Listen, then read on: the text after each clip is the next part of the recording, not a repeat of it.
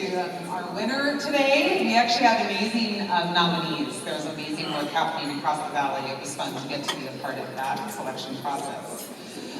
So I am honored to host some of our state leaders here who all came to the valley to talk specifically around the valley's particular issues in housing. I'm going to go kind of skip the bios since we're running just a little bit late. You guys can maybe do a brief introduction of yourselves. But we have representatives from a lot of letters. So HCD, TCA, CCA, on and on. So I'll let you guys briefly introduce yourselves. And we will start with my intro kind of question, which is, obviously it's been a very tumultuous 10 months. Particularly in housing, we will stay focused on housing, with really a lot of uncertainty, changes to financing levels, changes to programs, canceled programs, threats to programs. So I want you to kind of start with what is the general vibe within your agencies these days? Are you optimistic? Are you concerned? And what are you proud of, despite how tumultuous the past 10 months have been? And we'll start with Rebecca. Oh, you're gonna have it? I'll take it. This one's mine. Okay, sorry. My name is Rebecca Franklin. I am the Chief Deputy Director for California Housing Finance Agency, which is also known as CalHFA. And so I think that the general vibe at CalHFA is we're celebrating our 50th year, and so we've been kind of in a reflective period of what has happened in the past as we look towards the future. And I think that what I like to talk about sometimes when we think about the last 10 months is affordable housing will always be a complex, challenging industry to be in. And those of us who've been in the industry, longer than not, these challenging times come and go. We talk about the Great Recession, and we talk about other times in our history of 50 years of delivering affordable housing to Californians. And, I think that while it is new challenges come and go, the challenges are always present, and we always find a way to make it through. We always find a way to kind of complete those projects, fund the projects, execute the programs. And so we're really invigorated about taking this opportunity of, kind of the market conditions and maybe other strenuous activities or decisions that have happened. And this is where true innovation and creative thinking is born.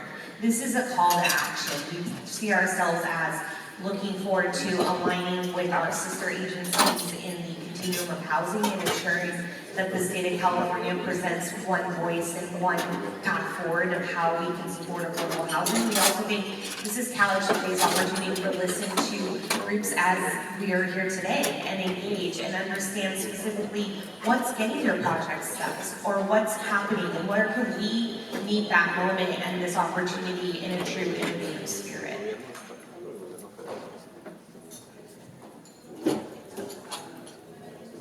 Great. Hi everyone, I'm Sasha Kurgan. I'm the Deputy Secretary of Housing at one of our state agencies, cabinet level agencies, of Business, Consumer Services, and Housing Agency, BCSH. This is the acronym soup part of the conversation. I work under Secretary Tika Moss. She keeps our vibes pretty high, to be honest. Like, she is a problem solver. We have a lot of practitioners in our agency, so we weren't born in state government. Many of us have worked in state government for a long time. We are problem solvers. I think a lot of us are optimistic, and these are really challenging times. So I think the way that we're working through this is to really establish partnerships where we don't have them and deepen them where they already exist. So some of the things that have been motivating for me in the last year, I know you said 6 months, but I'm going to reflect on a year, has been getting into communities, and we've been working with community foundations, meeting with developers, meeting with local governments while we're on these visits in different parts of the state, into Imperial County, Truckee, Tahoe, and to Stanislaus, and to Fresno. And so we're not only going to, Bay Area and LA, which we're going to have a reputation for because they're more populous parts of the state, but we're really trying to find not only other forms of partnership, but other types of innovation. And I know we're going to talk today about some of the challenges that the Valley are facing, but what we're seeing on these visits is even though geography may be very different, some of the conditions and some of the barriers and perhaps some of the solutions can be shared. And so I think it's a time for us to be really reflective and very communicative, maybe in ways that we haven't been before, because there are so many changes happening. We're not in a status quo. Certainly not in the federal level. You know, the state was going to be with us today, and I don't think it's through any fault of our federal partners where they don't have this ability to travel like we did 10 months ago. So we still need to keep working with them despite all those changes. What is it? Thanks. Hi, I'm Tony Sergich. I'm the Assistant Deputy Director over multifamily lending at Department of Housing and Community Development for the state. I think that, you know, it is true that our funding levels are down this coming year, but it has given us a new, to build off of what Rebecca and Sasha said, sort of invigorated our creativity and our thoughts in terms of how we're approaching our work. We're really being creative about how we give money out, trying to give it out more efficiently, trying to make sure that we make the most out of every dollar we give out so we can get the housing built quicker and more efficiently.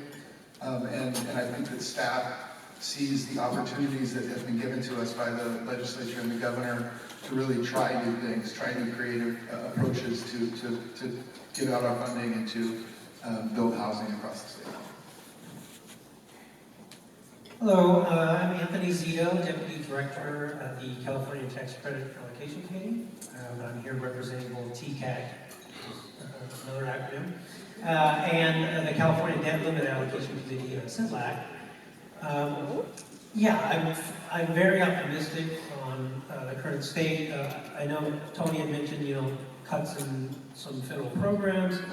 The state actually, with the recent signing of that one big beautiful bill, we actually received additional tax credits. So we got 12% increase in the 9% credit, and then also they lowered the 50% test to 25. So that's making us feel very happy that we're able to provide you know, a lot more units and a lot more awards to projects with the same amount of resources that we have.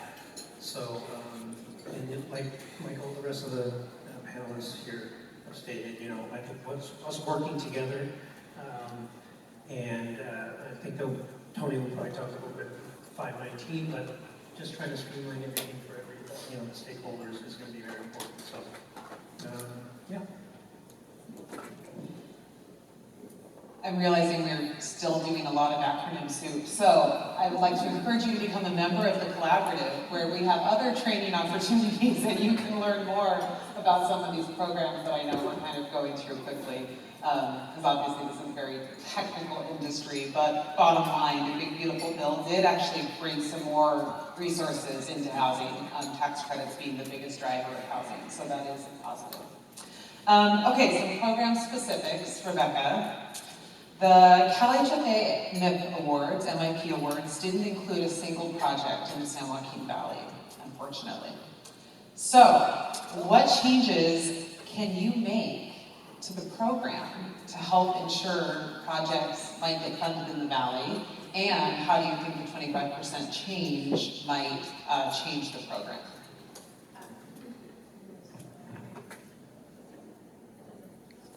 I'm sorry, my mic doesn't like me. So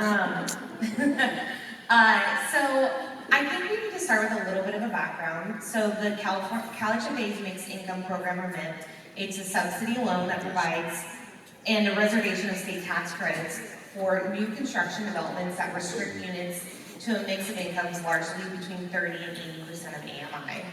MIP, like all of CalHFA's lending and bond issuance, is designed to be complementary to housing and community development's deeply more targeted ELI, VLI programs by helping fill the need at the higher AMI households. We believe that part of MIP is the success of it is it creates an integrated community. So we want people to be able to not only afford a home, but look at where we're placing the home. I think the mayor also talked about with the beautiful communities that you guys have created in this space, and that that we don't want any sort of amenities or resources to be lacking in the properties that we're developing. So for the mid-2025 round, we usually fund about 12 to 14 projects per year. And so for this past year, we had 48 applications, but only 2 from this area. So when we go and score, and our scoring is very much consistent with the statewide criteria at CIDLAC, you know, we have to look at all of the kind of submissions we got. So 2 out of 48. But let's look forward to the next year and the next round. Because we have, in the mid-2024, we funded 4 projects in this area. So it's not that we haven't funded in this area and we continue on to invest in this area. But I think what I like to talk about is that we recognize that in our mission at College of Faith, and I think anyone here on the stage would agree, we serve the communities and the Californians representing all 58 counties. But each one of those counties is diverse and unique in its own way. It has its own needs, its own ways of supporting. And so what we're looking for at College of Faith and with our mixed income program in collaboration with kind of all of the state subsidies is to understand what those needs are and why we are not necessarily, why are people, one, not applying to our program? That's a valid question. I would love for anyone who has a project that you didn't apply for last year's MIP to come engage and talk to me about what was the determining factor for you not to even try for the funds. Also, what is getting your project stuck from a financing capacity? Because that's what College of Faith is really doing. We've taken this year and probably into next year and really saying, like I said in the beginning, we're looking towards the next 50 years. And so College of Faith has unique and innovative financing structures that are separate and apart from our state entities. And so we want to understand what your needs are from this specific area and not to typecast. Yes, we have funded. Also in the last MIP round, we did put in some promotional items to have communities or projects that were in the LA County area that are in that rebuild zone to be able for them to apply and gain. And we actually had 4 awards in that area. So we do have to prioritize the needs, whether it's, you know, an immediate need, and all housing is needed, but sometimes we have to look at what the whole state is going through and understand where those funds are best served. Thank you. Another question for you. Can you talk to us about the Dream for All funding, and what can you tell us about how it will help spur new construction? So Dream for All, if you're not aware, is a shared equity down payment assistance program that California homeowners, first generation California homeowners, can apply for. Dream for All loans can be used to buy new construction homes. And in fact, 12% of the nearly 4,000 homebuyers we have helped with this program are purchasing new construction homes. While I mentioned this stat, College of Faith has helped 722 first-time and first-generation homeowners in the San Joaquin Valley through this program specifically. In the past 5 years, College of Faith other down payment assistance has helped over 11,000 families in the valley buy their first home. So it's not just Dream for All, we also have other down payment assistance programs. But I know your question was about supply and buildings. So we can use, so the Dream for All program is statutorily created, and College of Faith is administering this program on behalf of the state and the administration. So while, you know, we understand that spurring new construction and, you know, looking at this supply issue, not just supply, but supply and affordable rates and affordable homes is something that College of Faith is very interested in and pursuing. The Dream for All program itself is not created to do that. By statute and by definition, it is purely a demand side intervention. But like I've said before, I think that it's a great conversation to have, and College of Faith is interested in how we can help finance the construction and production of affordable housing, single-family housing for purchase. That is in our mission, and that is something we are also very much interested in. I think the valley is unique because we have land in a way that other regions don't. And so I know even today, I've talked a lot about thinking about single family and changing the way we talk about affordable housing to be a little bit more inclusive, and we have the land to do it. A lot of regions don't, so I think there's opportunity for us there. And we have engaged with different groups in that same space, not only in single family, but also in multifamily, and looking at, and I know HCD has, you know, a lot of, like in the state and the administration with excess sites and et cetera, but yeah, from the idea of construction of affordable homes, we are very much interested in those opportunities. Excellent. Anthony, I'm going to switch to you. So where are we currently in the infamous LIHTC cycles, and what edits are coming in the QAP that we can anticipate? Yeah, we're currently concluding our second 9% round. We hope to have those preliminary recommendations published to the website next week. Based on the last recommendation list I saw, we were looking to fund about 27 projects. And so it's a, what's your project? Yeah. Well, I don't have any specific details, but the information will be available next week. 1 week. But yeah, and I don't think, you know, we're probably going to have to go to a waiting list, because oftentimes at the end of the year, we have surplus federal credit. It's just based on the way that the federal and state credits work. And we'll probably have to do some federal and state exchanges. But yeah, and so as that round concludes, we're starting the 4% round. SIDLAC bonds and the 4% credits. The deadline was just this past Tuesday, and we received a total of 165 applications. So as I mentioned earlier, with the reduction from the 50% test to 25, we anticipated an increased volume, which we did receive. And you mentioned being proud of something I didn't mention this earlier, I forgot. But I am very proud of how quickly our staff turned around the lowering of the 50% tests and implementing that quickly for this third round. And in addition to that, we were able to retrieve almost $600 million in bonds. That's also being available in this third round as well, because we had 44 projects that gave back excess bonds pursuant to a resolution that was adopted by our committee just about a month ago. So we're trying to maximize everything with what we have as far as units go in housing. As far as regulation changes, I know some of you folks who were in the session this morning were probably I'm kind of repeating myself, but one of the things we're looking at was with the 12% increase in 9% credit, we're looking to increase the per project award limit on the 9% applications from 2.5 to 2.8, which is conveniently exactly 12%. But yeah, we thought this would be a good opportunity to do that. I know folks have requested us to increase that per project limit previously, and this was a good opportunity to do so. We know funds are limited, so any more tax credit equity could maybe help some of these projects. We're also looking at allowing at-risk projects that are unsuccessful in the rural set-aside to apply in the at-risk set-aside. And this is, years ago, we allowed rural projects to apply in the at-risk, but now that's what we're gonna put that out, and hopefully we get some comments. And, you know, general cleanup, our normal process in the regulation change in the fall is to look at what we've done through the year and see if we can clarify things in the regulations. So we're going to do that as well. And as far as and farm worker state credits, this is the last one. I'm just giving you a little bit because we haven't finalized them yet. We're still working on it.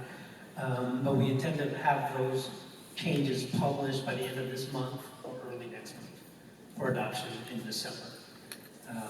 But yeah, I mentioned farm worker. We're looking at ways to minimize the impact of those state credits into the tiebreaker on the 4% side, given how much projects can get on the farm worker credits. So I'm happy to chat with folks if you guys have other suggestions. But yeah. A follow-up question for you.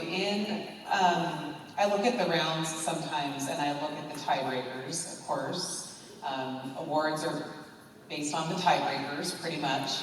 And it can be really mind-boggling to look at the amount of local commitment in projects in the coastal areas. Areas that have perhaps passed a local bond or are putting more general fund into their affordable housing. It's levels of local investment that we just don't have in the communities where we serve. I mean, I've worked with cities and counties here that are like, we literally just don't have the money. So my question is, like, how can the Valley continue to compete with those kinds of tiebreakers, considering the poverty levels of the Valley, and we just can't seem to get through those kinds of tax initiatives that the voters are approving? And so sometimes I think it can feel like the renters of the Valley that need the housing are sort of punished because the taxpayers don't vote in the way that they might in other regions. So I'm curious if we could kind of speak to that tiebreaker approach as it relates to the amount of local investment that's possible. Yeah, so I'm assuming you're talking about the 9% tiebreaker, right, which favors leveraged soft financing. Obviously we have regions for these projects to compete on, and I'm guessing that this is probably more specific to the rural set aside versus the actual individual regions. And, okay, yeah. And I think we just have to, and we're open to feedback from you folks. Maybe we probably have to be a little more creative on what type of financing or other things that could offset, like the financing piece, but still get us to the same benefit, I guess. And like I said, I'm open to suggestions, but if we feel that there is a systemic disadvantage, we'd like to hear from you stakeholders, and that's why we're here. And yeah, I totally understand what you're talking about. I do. You heard us. Yeah. That's right. But like I said, let's continue the conversation. Keep editing. We appreciate that. That's good. And I will say again, that's why we're all here together, right? To raise our voices and be heard. So amen. So I'm going to switch to the HCD side. Tony, I went to a panel this morning for a project that showed, I think, 8 financing sources. It's a project I know well. I think that project submitted applications to the state probably close to 20 times. So, anything going on at the state level that might make our worlds a little easier, one, and efficient, too.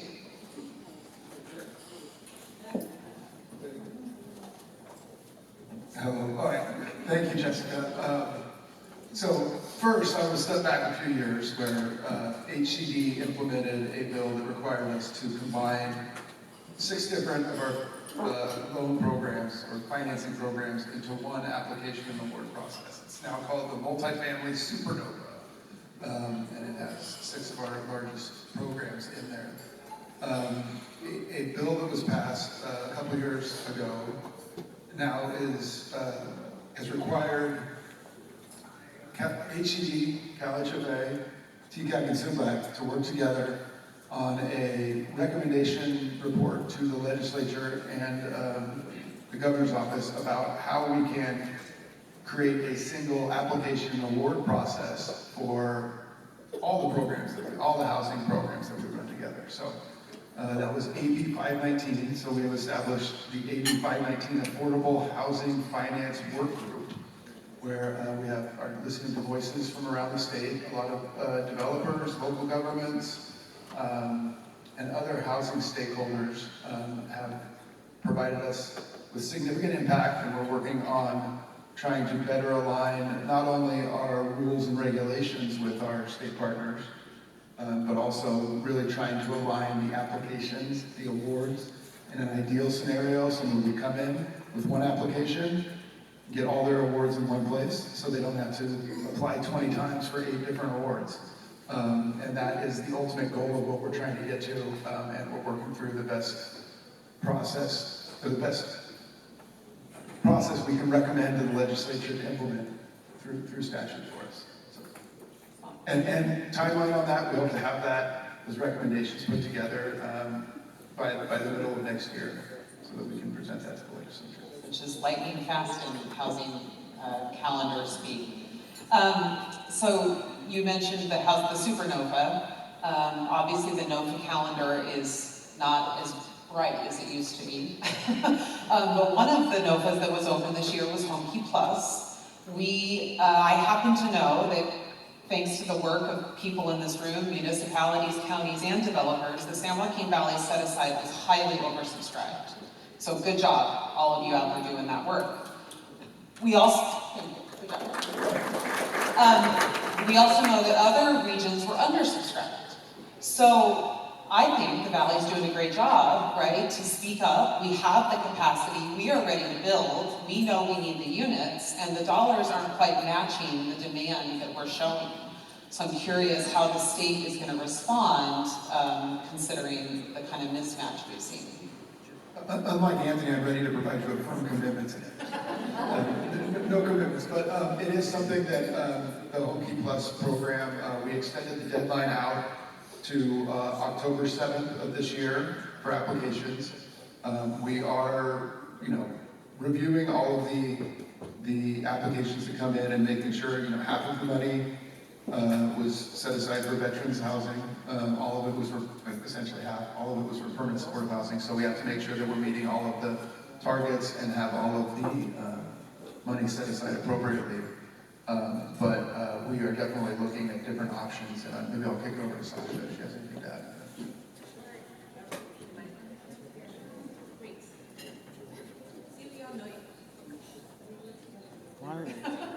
Yes, hey,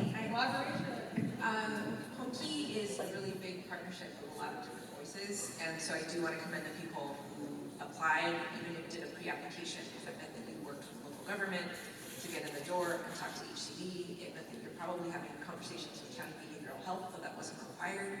So those are things that housing professionals haven't always been inclined to do, because we have 1,000 other things on our plate. Also, this is how we're weaving together money. It's how the voters approved some of the money. As Tony was mentioning, there was really strict programming for some of it, and those are voter-approved initiatives, so it's really, you can't just change. It's like that's the bond that we received.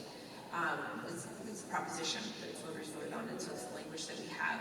That said, that October 7th deadline that Tony mentioned is a time for us to reassess where there is undersubscription, and then flow that money back into what we call in HomeKey a discretionary reserve. That discretionary reserve will be prioritized for projects that have at least some component of veteran service at the project. And so it doesn't need to be 100% veteran serving, but if you did, you go to the top of that undersubscription funding list. And then after that, it's a portion of units dedicated for veterans. And I know that folks were nervous about veteran housing need in the Valley. We talked about this last year. And so still see that as a call to action for regional collaboration to really end veteran homelessness in the Valley and use this money to do it. So HCD will have their doors open if you are thinking still about applying for HomeKey. I know oversubscribed already. If you're thinking about applying, please come in for a pre-application consultation. If you already submitted a project and you're thinking like, maybe veteran units would be okay, we would love to keep talking to you. And so there is an openness to that. Our goal is to get the money expended and to get projects into construction or into rehab as quickly as possible. So those are some of the things that we're doing, and I think that example of how you can't exactly tell what uptake there is going to be in different regions. If you had me say last year, if we were going to be oversubscribed in the Valley, that was not the sentiment that we heard. Our panel was too good last year. Our panel was so great last year. If you were there were like cheers, snacks, and so now we're oversubscribed. So if you didn't know that, though, I wouldn't have called it that way. But that is an example of what we have to do in programs that maybe, this is a new program, so it's a good time to reflect, but in all the programs that we're talking about, all of us are doing this introspection, and I think that also gets into like how we interact with the governments, so that they are being introspective too, so that we can make sure our tools are playing well together, right, and reprogramming dollars when we can with the flexibilities we have. Keep your microphone on, Sasha. So according to my friend Christine, an enterprise who's been doing a lot of research on the pipeline that exists here in the Valley, in the city of Fresno alone, where we happen to be today, though the collaborative represents 8 counties, there are 1,500 units, maybe that matches the number the mayor just said actually, currently in the pipeline that are quote unquote stuck, right, as we say. If delivered, these homes would serve 16,000 residents and be affordable for 55 years. The estimated state subsidy needed to unlock those is $60 million. And so, if we just, I didn't do the math, but it's pretty easy to see how big the number would be if we assume the pipeline is about the same in every single city and in every county that the collaborative serves. That's a lot of money. So, what are we gonna do? That's a lot of housing ready to go. For not that much money when you look at the state budget. Yeah. So, I know, it's a lot of money. I don't have $60 million. Like, I can't, no commitments from Tony and no $60 million for me. This is not the point of the panel. I know. There's no bigger wallet today. First of all, can we give a round of applause to Christine for her really impeccable research around the analyses are great and should be used, and ideally the methodology is flexible enough so that we can keep assessing like what is stuff. We have to get specific. This kind of calls back to what I was saying, how I'm getting motivated by seeing different examples in different parts of the state, but we have to talk about what is getting stuck, right? Is this stuck because there is no local funding available, there's no local match? Has there already been any state resource drawn down? How do we have a collective close the gap party? How do we get access to Mayor Dyer? Is it still here? God love you for creating a revolving loan fund for gap financing. That's so great. Like, that is the type of innovation that could be useful, and if we can think about ways to chip away at the gap, ideally through sharing, excellent, to keep a source that's revolving, whether that's for infrastructure, but he said gap financing, not just for infrastructure. So like, yes, that, because that is a way to like get the momentum moving. And the piece that I would love to see, and it's harder to do at the state levels, so again, Christine, you're so great. But thinking about really true readiness, how far away is each one of those projects from being close to done? We did a call for projects as we were getting ready for Home Key Plus and asked, tell us about your gap for each unit that you have stuck in your pipeline. And the response was so varied. Some people were like, I need $25,000 per unit. We're like, oh my gosh, yes, we're gonna do a gap financing component in Home Key Plus, and we did. Other people were like, our gap is, I'm not even going to say the amount because I don't want to embarrass anyone, but it was not what felt to me like a gap. It felt like a project. And so that's why I want to deconstruct what each of these analyses say so that we can start talking about prioritizing and get some momentum, get more investors in to the solution, and bring the state in too to say, where are we getting stuck? Is it a particular program? And as like we were talking about, we can think about a way to be more refined as we think about the changes to the 50% test. This could be a good time to reflect on that and talk about specifically what would it take to unlock that pipeline. So I know I'm not coming to you with like, here's my magical $60 million check, but I am coming to you with enthusiasm and commitment, if you can hear from all of us, to be in this conversation to close the gap. And I will say, I think that it's really important we don't entirely depend on the state. I personally think we really need other types of money as a part of this solution, right? I was in a panel this morning where the school district has helped fund housing for homeless students. We need to think of other types of dollars because housing affects everyone. Employers need places for their workers to live. And so I think we all, as the housers in the room, need to also open our minds and not just wait on a check from the state, but put some pressure, right, on the other industries that need to be a part of the solution. I'm so glad that you brought that up. Sorry, Rebecca, just real quick. I think that's really critical. Like the healthcare example is really important. Having people in stable housing means fewer hospital visits, means fewer healthcare costs. So the healthcare industry has a vested interest in making sure that people are safely housed. Our transportation partners, they want ridership. They want all kinds of other things. We can help them with that problem by getting people close to, I don't know, I heard there's a high-speed rail station that's going to be built here. So thinking about people investing, and that takes some code switching from us to be able to communicate with them. And a lot of us have those skills because you've been talking to everybody, convincing them that your project is good.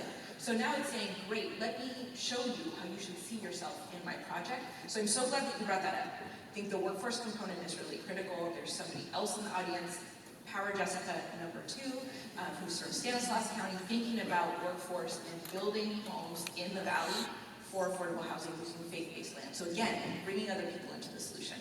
Rebecca, sorry, I'm gonna cut you off. Okay, good. Sorry. So my thunder, what I was going to say, when we talk about, AB 519 and we talk about what the administration, we work in a continuum. And I think that sometimes when we focus on just one section of the continuum, we're not doing our jobs well. We look at it an entire thing, meaning if I as a finance agency can help connect with a school district or with a workforce opportunity that wants to have their workforce live near where they're working, which is a really reasonable thing. I move people up what we call the continuum. That allows for more opportunity down the continuum. I think everyone from homelessness to home ownership, right? So I do think that that's not lost. When we talk about, we want to hear your ideas, we want to engage. We're not just talking about one section of this larger picture. And I think that we as the state, as a collective, want to hear those ideas because we all represent different parts of that. We sometimes overlap, and we need to work together better, and I think that we've all recognized that. But I think that it is not lost that if you have a workforce opportunity where you can put someone in that was in, permanent supportive housing now has an opportunity to go into a affordable housing unit because that person moved into a workforce housing unit and they saved up and we're now in home ownership, right? So we're moving up and down the continuum. I do think that is part of the solution, but that takes engagement from you all and understanding where you have opportunities or your community has opportunities, etc. Very innovative talk from state government, so very exciting. We're not regular state government, we're cool state government. Cool state government. The boring state government went to the LA conference? Yeah, we sent them elsewhere. Nice, We wanted to come nice, here. nice. Sasha, what is the California Housing and Homelessness Agency, and why do we need another agency in this state? Well, if you come to the next session where I will talk about this in great detail, I will break it down. But the governor had a reorganization plan. Let me see, I'm going to see how long many of you have been working in housing. Who remembers the Business, Transportation, and Housing Agency? Anyone? I see one hand, 2 hands. I'm not an auctioneer. Great, there's more, about 10. Okay, so that was the cabinet level agency where HCD and Cal HFA were nested under business, transportation, and housing. Guess what got lost? Housing, all the time. So in 2012, Governor Brown had a governor's reorganization plan, split business, transportation, and housing, and CalSTA, the California State Transportation Agency, came into its full state of being and continued to get funding. And then Business, Consumer Services, and Housing Agency was formed since 2012. Who knows if there have been housing laws that have been passed? And have you heard about legal cannabis? And did you know that we also have horse racing? So that all lives with, and the Department of Financial Protection and Innovation also formed. So there's been a lot of growth within the BCSH family since 2012. We've doubled in size, doubled in responsibilities. And this is the thing about state agencies, is that sometimes, like a business, you need to reorganize. You need to spin off. You need to start a new branch on the West Coast because your work had already been in Chicago, for example. Anyway, nothing. Okay, so we are doing that, only not moving to Chicago. We're just going to create 2 new agencies. We're in the middle of a process. The government has already approved this, so the legislature did not say no to the idea after the governor proposed it. So we are in a process to stand up a new housing and homelessness agency that will also include the Civil Rights Department. And that will be in effect on July 1st, 2026. So this day is one where we are continuing the public engagement that will inform our reorganization. And the secretary is meeting with some housing authorities in another part of the state.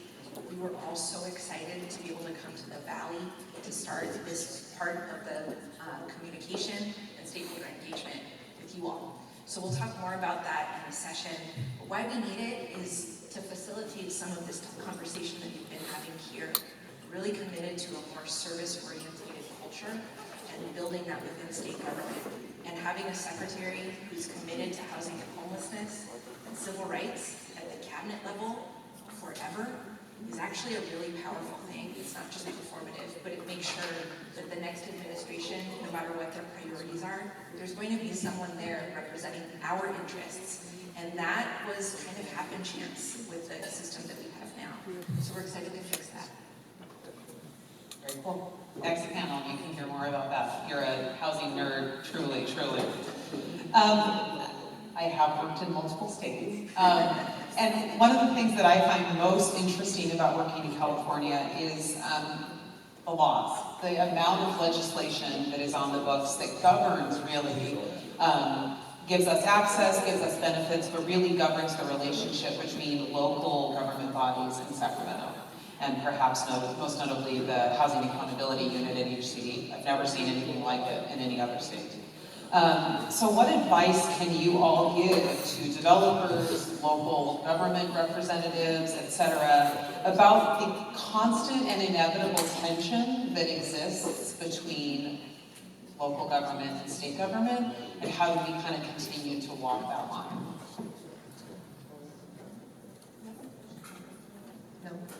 No, you go. Great.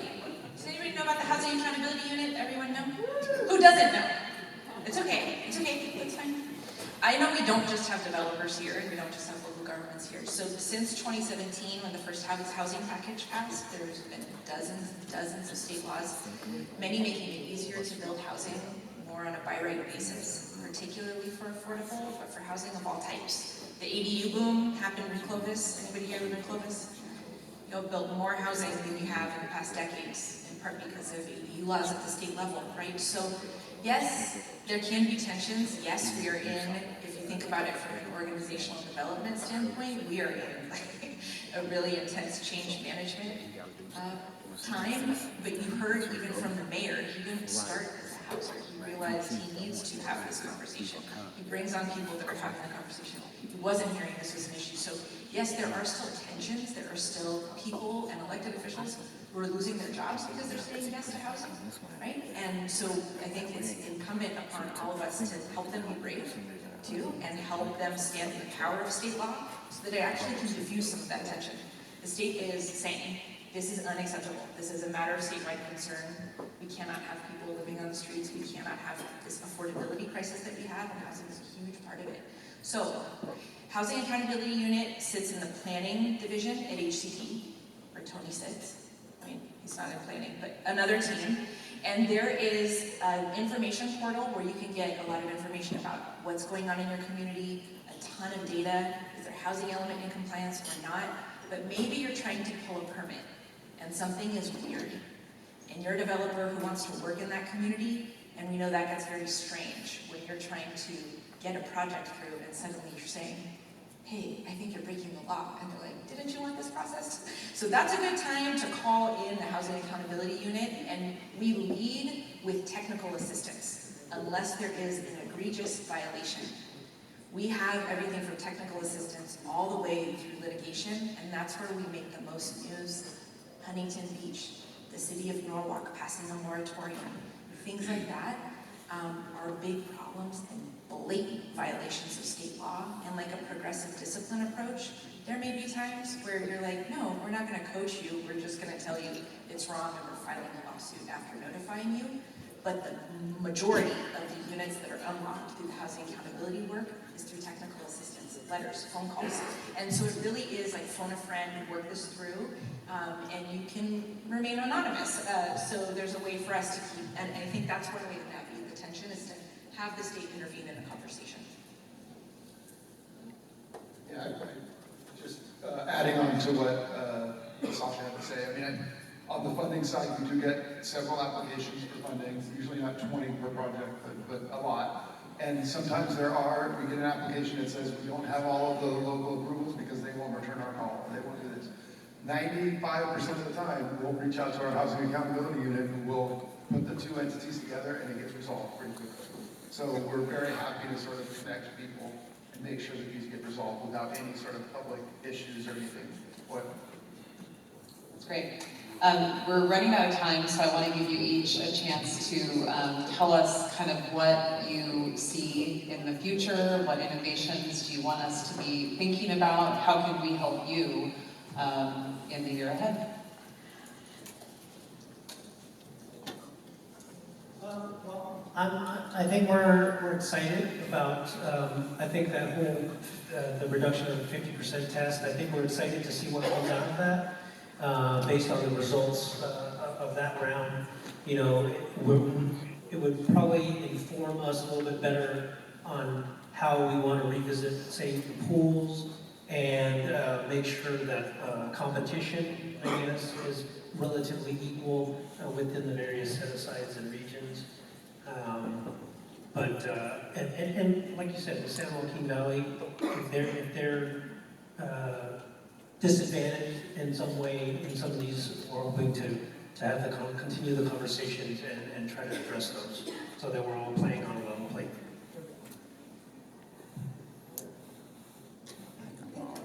I think I'm good.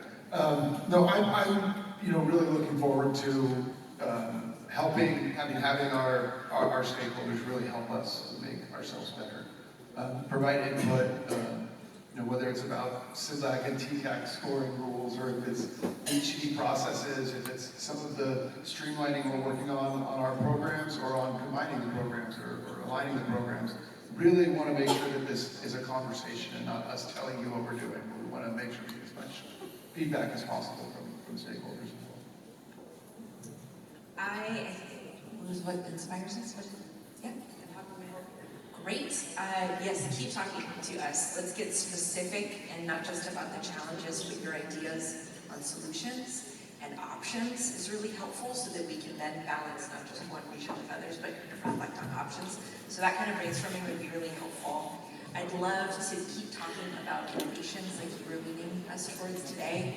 I'm really inspired by some of the work that's happening. It's going to feel different than like in our forests, how people are doing forest management and trying to think about coming up with materials for us to use in housing. Forest management turning into lumber that is not subject to tariffs, and it's a mutually beneficial strategy. The climate folks want to talk to us. So I want to talk about innovation. I think that's where we can keep leaning to. We've never talked about forest management. We switched to, I mean, it's weird. It doesn't feel like it. We got to talk about Truckee and they were talking about it. I was like, I am available for this conversation. Yeah, totally. So stuff like that. I want to keep my ear out to that to stay motivated from kind of where you started us. I would say yes, and I think don't even wait till you have a solution. Come talk to us when you have a problem. One of my favorite scenes in the movie Argo is they are reviewing ideas and the guy says, those are all bad ideas. And he goes, yes sir, that's the best bad idea we have. And it worked. So if y'all have problems, it's okay if you don't necessarily have a solution. If you're just stuck, come talk to us. Engage with us. I think that's what we've all been saying for an hour now, but we mean that. We genuinely mean that. Add me on LinkedIn. I'm a millennial, I don't really have business cards, I'm sorry, but our Franklin, we want to engage, we do want to talk to you. Yes, we want to hear your wonderful solutions, but we also want to hear what's going on with you and how we can help you be successful, because at the end of the day, we're all here for the same mission, which is to provide that basic need that the mayor talked about, which is housing. I will say, I think that there is an openness at the state level that I haven't seen. It's amplified right now, so I actually really hear that desire, and they actually return emails and phone calls, and there's a lot of dialogue happening. So I think it's important that we all speak up in clear and concise ways about exactly what our problems are, because we can't solve them if we're not being really specific. So. Well, that concludes our plenary. Thank you all so much for being here.